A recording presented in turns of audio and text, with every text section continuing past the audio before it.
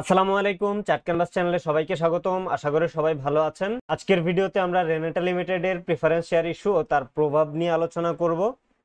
তো এই ভিডিওতে মূলত আমরা রেনেটা লিমিটেড যে প্রেফারেন্স শেয়ার ইস্যু করার অনুমোদন পেয়েছে, সো এই প্রেফারেন্স শেয়ারটা যদি সে ইস্যু করে এটার প্রো অ্যান্ড কনস কি হতে পারে এটা নিয়ে বিস্তারিত আলোচনা করার চেষ্টা করব।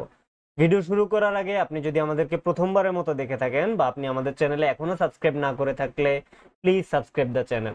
তো আমরা শুরুতেই যদি এই নিউজের ওভারভিউটা দেখি, সেটা হলো যে রেনেটা লিমিটেড সরাসরি শেয়ার বা বন্ডের পরিবর্তে fully convertible preference share issue করে বাজার থেকে ৩২৫ কোটি টাকা তুলবে। এই ৩২৫ কোটি টাকা তোলার একটা অনুমোদন তারা পেয়েছে বিসেক থেকে। সো এটা নিয়েই আমরা মূলত আজকে আলোচনা করব। সো এই যে তারা ৩২৫ কোটি টাকা তুলবে, এটার প্রধান উদ্দেশ্য কি কি বা কি কারণে তুলবে সেটা যদি আমরা দেখি, সেটা হলো যে উচ্চ সুদের শর্ট টার্ম ঋণ পরিশোধ করবে এই ৩২৫ কোটি টাকা দিয়ে। আর কোম্পানির আর্থিক খরচ এটা কমানোর চেষ্টা করবে। সো এই যে বর্তমানে ৩২৫ কোটি টাকা যে তুলবে, বা এই যে তাদের যে একটা শর্ট টার্ম ঋণ রয়েছে বা উচ্চ সুদের ঋণ রয়েছে, এটার কারণে কিন্তু একটা ফাইন্যান্সিয়াল কস্ট আসতেছে। সো তারা চেষ্টা করতেছে যে এই শর্ট টার্ম ঋণটা শোধ করে আর্থিক খরচটা কিভাবে কমানো যায় সেটার জন্য। আর দেন তারল্য ও ভবিষ্যৎ মুনাফা বৃদ্ধি, এই দুইটার জন্য তারা চেষ্টা করবে। যাই হোক, এবার আমরা যদি চলে আসি প্রথম প্রশ্ন বা একদম বেসিক প্রশ্ন, যেটা হলো যে প্রেফারেন্স শেয়ার কি। তো আমরা আজকের ভিডিওতে মূলত একটু ডিটেইলে আলোচনা করার চেষ্টা করব। যারা প্রেফারেন্স শেয়ার কি সেটা বুঝেন না তাদের জন্য একটু সহজ করার চেষ্টা করেছি আমরা।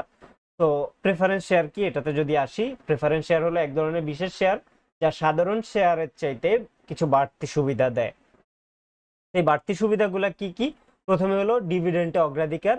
সো প্রেফারেন্স শেয়ার হলো যে জেনারেল শেয়ার হোল্ডার বা জেনারেল যে শেয়ারগুলা মানে সাধারণ শেয়ার, এটার চাইতে প্রেফারেন্স শেয়ারের ক্ষেত্রে তারা কিন্তু ডিভিডেন্টের ক্ষেত্রে প্রেফারেবল বা আগে প্রেফারেন্স পায়, যে কারণেই কিন্তু তার নাম প্রেফারেন্স শেয়ার। তো আমি যদি এক্সাম্পল দিয়ে বলি, মনে করেন একটা শেয়ারে দুইজন ইনভেস্টর রয়েছে, একটা কোম্পানিতে দুইজন ইনভেস্টর রয়েছে, একজন প্রেফারেন্স শেয়ার হোল্ডার, একজন সাধারণ শেয়ার হোল্ডার।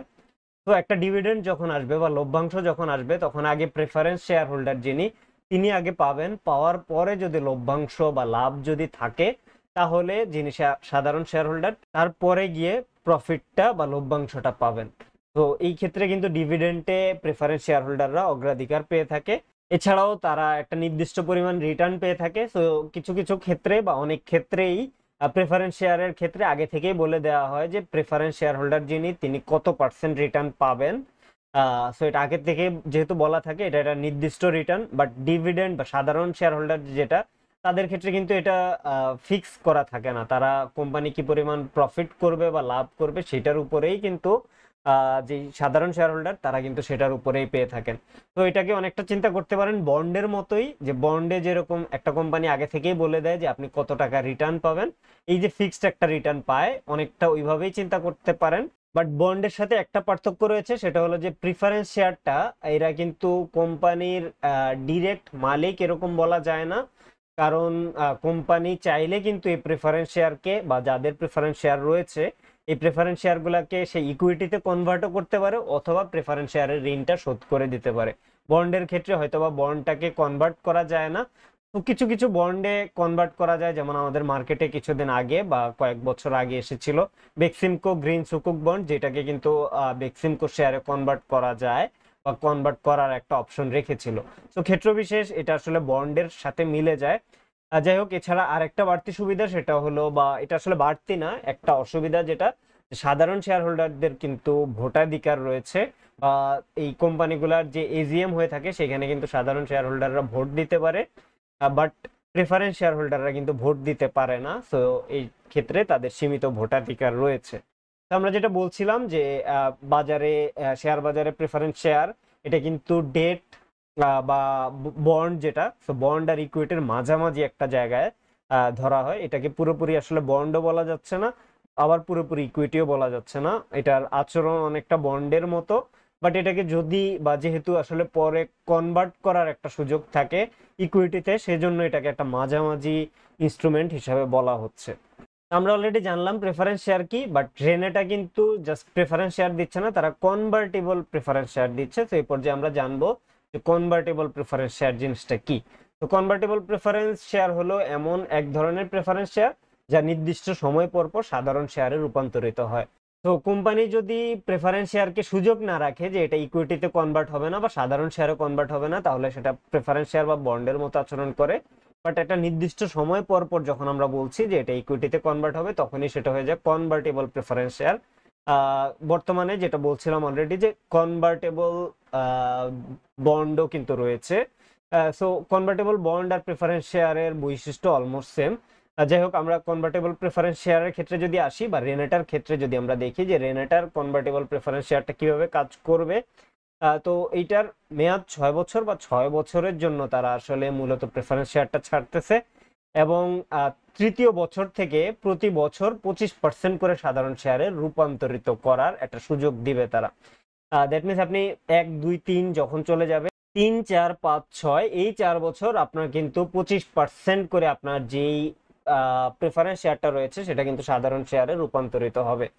আর কি দামে রূপান্তরিত হবে সেটা হলো যে প্রত্যেকটা শেয়ার 475 টাকা করে আপনার প্রেফারেন্স শেয়ারে থেকে সাধারণ শেয়ারে রূপান্তরিত হবে।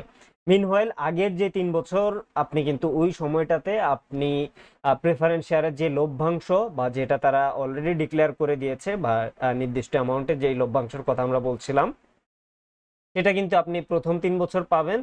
দেন 3, 4, 5, 6 ওই বছরগুলোতে আপনার 25% করে কমতে থাকবে, বাট যেই বাকি যে অংশটুকু থাকবে সেইটার লভ্যাংশ কিন্তু আপনি প্রতি বছর বছর পাবেন। তো এইবার আসি শরিয়া কমপ্লায়েন্স, যেটা আমাদের জন্য একটা গুরুত্বপূর্ণ ব্যাপার। সো এই যে প্রেফারেন্স শেয়ার, এটা কি শরিয়া কমপ্লায়েন্ট কিনা এটা আমরা একটু দেখার চেষ্টা করি। তো ফিক্সড ডিভিডেন্ড বা ফিক্সড ইন্টারেস্টের কারণে এই কনভার্টেবল প্রেফারেন্স শেয়ারে বিনিয়োগ কিন্তু শরিয়া সম্মত না, কারণ এটা যেহেতু অলরেডি আমাকে বলে দিচ্ছে যে আমাকে একটা নির্দিষ্ট পরিমাণ টাকা সে রিটার্ন দিবে। সো এটা একটা ফিক্সড ডিভিডেন্ড বা ফিক্সড ইন্টারেস্টের মতোই কাজ করতেছে। সো এই কারণে কিন্তু এটা শরিয়া সম্মত না বা শরিয়া কমপ্লায়েন্ট স্টক না আসলে। তো যারা হালাল বিনিয়োগের সুযোগ খুঁজছেন তাদের জন্য কিন্তু এটা উপযুক্ত না। যাই হোক, নেক্সট স্লাইডে যদি আমরা যাই, সেটা হলো যে রেনেটা কেন এই শেয়ারগুলা বা এই প্রেফারেন্স শেয়ারগুলা কেন তারা ইস্যু করতেছে, এটা যদি আমরা একটু দেখি। তো তাদের মেইন উদ্দেশ্য হলো যে শর্ট টার্মের ঋণ কমানো। বর্তমানে তাদের প্রায় 1900 কোটি টাকার ঋণ রয়েছে, এর মধ্যে কিন্তু 1224 কোটি টাকার ঋণই স্বল্প মেয়াদী ঋণ। আর এই স্বল্প মেয়াদী ঋণগুলা বা প্রত্যেকটা ঋণেরই কিন্তু বর্তমানে যেহেতু ইন্টারেস্ট রেট অনেক হাই, তাদের কিন্তু প্রচুর ইন্টারেস্ট পে করতে হচ্ছে। সো এইখানে এই যে ঋণ যদি কমে যায়, ঋণ কমানো গেলে তাদের সুদ কমবে, যেটা এখন প্রফিটের টাকা দিয়ে তারা সুদ দিয়ে দিতে হচ্ছে। এই সুদটা যদি কোনোভাবে কমানো যায়, কমালে কিন্তু তাদের ভবিষ্যৎ নেট মুনাফা বাড়ার একটা সম্ভাবনা রয়েছে। তো এইখানে আরেকটা ব্যাপার যেটা হবে যে ঋণ পুনর্গঠন বা ডেট রিশাফলিং। সো এই যে প্রেফারেন্স শেয়ার, এটা কিন্তু আসলে একটা ডেট টু ইকুইটি সোয়াপ বলা যায়। তো বর্তমানে যেটা ডেট, 3 বছর পর থেকে সেটা ইকুইটিতে কনভার্ট হয়ে যাবে।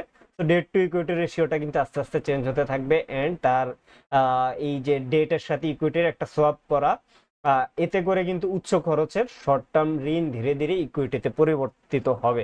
তো এটা তার জন্য একটা মোটামুটি ভালো ব্যাপারই বলা যাচ্ছে। আর ফাইনালি তার প্রজেক্ট এক্সপানশন বা তার কোম্পানি সম্প্রসারণে সহায়তা হবে। রেনেটা কিন্তু চলতি বছরে বড় ধরনের সম্প্রসারণ প্রকল্প চালাচ্ছে, যেমন তারা অনকোলজি ফ্যাসিলিটি, R&D ল্যাব করতেছে, দেন তারা রোবোটিক ওয়্যার হাউস করতেছে। তো এই শেয়ার ইস্যুর টাকা কিন্তু আংশিকভাবে তাদের তারল্য বাড়াতে এবং আংশিকভাবে কার্যক্রমের সহায়ক হিসাবে সহযোগিতা করবে। সো তাদের কাছে কিছু লিকুইড মানি থাকবে, যেটা তাদের তারল্য বাড়াতে সাহায্য করবে। তো এবার আসি আমরা এক্সিস্টিং শেয়ার হোল্ডারদের উপরে, তাদের এই যে শেয়ার ইস্যু করতেছে এটার ইম্প্যাক্ট কি হবে। যাদের কাছে ইতিমধ্যেই রেনেটার শেয়ার আছে তাদের উপর এর কি প্রভাব পড়বে সেটা যদি আমরা দেখি। সো ডাইলুশন একটা রিস্ক রয়েছে, যেটা হলো প্রেফারেন্স শেয়ার ইস্যু হলে মোট শেয়ারের সংখ্যা কিন্তু বেড়ে যাবে, যখন বা 3 বছর পর থেকে যখন প্রেফারেন্স শেয়ারগুলা আস্তে আস্তে ইকুইটিতে কনভার্ট করা হবে, তখন কিন্তু মোট সাধারণ শেয়ার সংখ্যা বেড়ে যাবে। এর ফলে কিন্তু বর্তমান শেয়ার হোল্ডারদের মালিকানা শতকরা হার বা বর্তমানে আপনার একটা শেয়ার যদি লেটসে 0.001%-এর মালিক হন, তখন কিন্তু আপনি আর ওই পরিমাণ মালিক থাকবেন না, আপনি এর চাইতে কম মালিক হয়ে যাবেন, কারণ আরো নতুন কিছু শেয়ার ইস্যু করা হবে। আর সুবিধা যদি বলি, সেটা হলো যে আপনার একটা ইনডিরেক্ট বেনিফিট থাকতে পারে। যদি আপনি সরাসরি কোনো ডিভিডেন্ড পাবেন না, কিন্তু কোম্পানির ফিনান্স খরচ যদি কমে, তাহলে ভবিষ্যতে মুনাফা বাড়বে, এতে আপনার শেয়ারের দাম বাড়লেও বাড়তে পারে। আর ফাইনালি যেটা যে নো কনভার্সন আর ক্যাশ প্রেসার, সো এরা যেহেতু আসলে এই যে প্রেফারেন্স শেয়ার, এই শেয়ারগুলো যেহেতু তারা রিপে করে দিতে হবে না, বা এই প্রেফারেন্স শেয়ারের টাকাটা যেহেতু তাদেরকে ফেরত দিতে হবে না, তাই তাদের কিন্তু কোনো কনভার্সন বা ক্যাশ প্রেসার নাই। সো যেহেতু ক্যাশ প্রেসার নাই, এতে করে কিন্তু কোম্পানির আর্থিক স্থিতিশীলতা বজায় থাকবে। এরপর যে আমরা আসি যে নতুন করে যারা প্রেফারেন্স শেয়ার কিনবে বা কিনতে চাচ্ছে তাদের ক্ষেত্রে কি ইম্প্যাক্ট আসবে। তো নতুন যারা প্রেফারেন্স শেয়ার কিনতে আগ্রহী তাদের জন্য 15% ফিক্সড ডিভিডেন্ড পাবেন আপনি, কিন্তু ওই যে প্রথম 3 বছর আপনি ফিক্সড ডিভিডেন্ড পাবেন, দেন পরবর্তী 3, 4, 5, 6 এই 4 বছর আপনার 25% করে প্রতি বছর আপনার প্রেফারেন্স শেয়ার সাধারণ শেয়ারও কনভার্ট হবে, বাট বাকি যে শেয়ারগুলো থাকবে ওইটার উপরে কিন্তু আপনি 15% ফিক্সড ডিভিডেন্ড পেতে থাকবেন। সো এইখানে শেষের 4 বছর কিন্তু আপনি প্রতি বছর 25% করে সাধারণ শেয়ারে আপনার যেই প্রেফারেন্স শেয়ারটা এটা সাধারণ শেয়ারে প্রতি বছর 25% করে রূপান্তরিত হবে। আর রূপান্তরের সময় কিন্তু প্রতি শেয়ারের মূল্য হবে 475 টাকা। সো এইখানে আপনার একটা প্রফিট পটেনশিয়াল রয়েছে, যদি বাজার মূল্য 475 টাকার বেশি থাকে তাহলে কিন্তু আপনার রূপান্তরটা লাভজনক হবে। দ্যাট মিনস আপনার বাজারে লেটস সে 525 টাকা যদি থাকে, আপনি কিন্তু 475 টাকা করে আপনার প্রেফারেন্স শেয়ারকে কনভার্ট করতে পারতেছেন, এন্ড 475 টাকার শেয়ারটা তখন আপনি 525 টাকা সেল করে দিতে পারবেন চাইলে। তো এই ক্ষেত্রে কিন্তু আপনার একটা প্রফিট পটেনশিয়াল থাকতেছে। আর একটা রিস্কও থাকে, সেটা হলো যে বাজারের মূল্য যদি কমে যায়, 475 টাকা দিয়ে একটা শেয়ার কিনে তখন কিন্তু এটার বাজার মূল্য হয়ে যাবে 400 বা 450 টাকা, এটা কিন্তু আপনার জন্য একটা রিস্ক হতে পারে। দেন ফাইনালি যেটা সেটা হলো যে শরিয়া কমপ্লায়েন্স। সো ফিক্সড ইন্টারেস্ট বা ডিভিডেন্টের কারণে এটা কিন্তু শরিয়া সম্মত না, আগেও একবার বলেছি আমরা, আবারও বলছি যে যারা শরিয়া সম্মত বিনিয়োগ করতে চান তাদের জন্য কিন্তু এটা প্রযোজ্য না, বা এই প্রেফারেন্স শেয়ার কেনাটা প্রযোজ্য বা উচিত হবে না আসলে মেইনলি। এই পর্যায়ে আমরা যদি দেখি যে এই কোম্পানিটার ফাইন্যান্সিয়াল পারফরমেন্স কেমন ছিল, সেটার জাস্ট একটা ছোট স্ন্যাপশট যদি আমরা দেখি, তাহলে কোম্পানির সাম্প্রতিক পারফরমেন্স, আমরা 2025 অর্থ বছরের প্রথম 9 মাসে রেভিনিউ বেড়েছে কিন্তু আগের বছরের প্রথম 9 মাসের তুলনায় 13.2%, এবং একই সাথে ফার্মাসিউটিক্যাল সেক্টরের রেভিনিউ বেড়েছে 15.5 বা 15.5%। তো এই ক্ষেত্রে আসলে রেনেটা বাকি ফার্মাসিউটিক্যালস কোম্পানিগুলোর রেভিনিউর তুলনায় একটু পিছিয়ে আছে, বাট আমরা যদি দেখি যে তাদের রপ্তানিতে 22.5%-এর মতো একটা প্রবৃদ্ধি হয়েছিল আগের বছরের 9 মাসের তুলনায়, এবং তারা বর্তমানে 57টি দেশে ওষুধ রপ্তানি করছে। আর নিট মুনাফা কিন্তু তাদের কমেছে 30.5 বা 33% আগের বছরের 9 মাসের তুলনায়। তো মূলত এখানে তাদের ফিনান্স খরচ বেড়ে যাওয়ার কারণেই তাদের নেট মুনাফা কমেছে। তো এবার আমরা যদি এই যেই টোটাল ভিডিওটা দেখলাম এটা একটা সামারি যদি আমরা করি, সো রেনেটার এই প্রেফারেন্স শেয়ার ইস্যু হলো শর্ট টার্ম ঋণকে দীর্ঘমেয়াদী ইকুইটিতে রূপান্তরের একটি কৌশল। সো তারা এটার মাধ্যমে তাদের যেই ডেটটা রয়েছে এটাকে ধীরে ধীরে ইকুইটিতে সোয়াপ করার একটা প্ল্যান করতেছে। তো বর্তমান শেয়ার হোল্ডারদের জন্য কিছুটা ডাইলুশন হতে পারে, তবে ভবিষ্যতে মুনাফা বাড়লে কিন্তু আপনার সম্ভাব্য সুবিধা আপনি পেতে পারেন। আর এছাড়াও নতুন বিনিয়োগকারী রয়েছে যারা, তাদের জন্য 15% ডিভিডেন্ড এবং ইকুইটিতে রূপান্তরের একটা সুযোগ তো রয়েছেই, বাট আবারও বলছি এটা কিন্তু শরিয়া সম্মত না। সো যারা শরিয়া ইস্যুতে বা যারা হালাল ইনভেস্টমেন্ট করতে চান তাদের জন্য হয়তো এটা প্রযোজ্য হবে না। তো লাভ ক্ষতি কিন্তু মূলত বাজার মূল্য এবং রূপান্তর মূল্যের উপর নির্ভর করবে। সো আপনি যখন রূপান্তর করবেন তখন যদি বাজার মূল্য 475 টাকার বেশি থাকে তাহলেই আপনি লাভবান হবেন, আর 475 টাকার যদি কম থাকে তাহলে আপনি ক্ষতিগ্রস্ত হবেন। আর মিনওয়াইল আপনি ওই যে 15% করে একটা ইন্টারেস্টের মতো ফিক্সড ইনকাম পাবেন। তো এই ছিল আমাদের রেনেটার প্রেফারেন্স শেয়ার নিয়ে বিস্তারিত। আশা করি আপনাদের কাছে ভিডিওটা ভালো লেগেছে। ভিডিওটা ভালো লাগলে ভিডিওটাতে একটা লাইক করবেন, কমেন্টে জানাবেন নেক্সট কোন বিষয়ে আমাদের কাছ থেকে ভিডিও দেখতে চান, এছাড়াও আমাদের চ্যানেলে সাবস্ক্রাইব করবেন। ধন্যবাদ সবাইকে, আসসালামু আলাইকুম।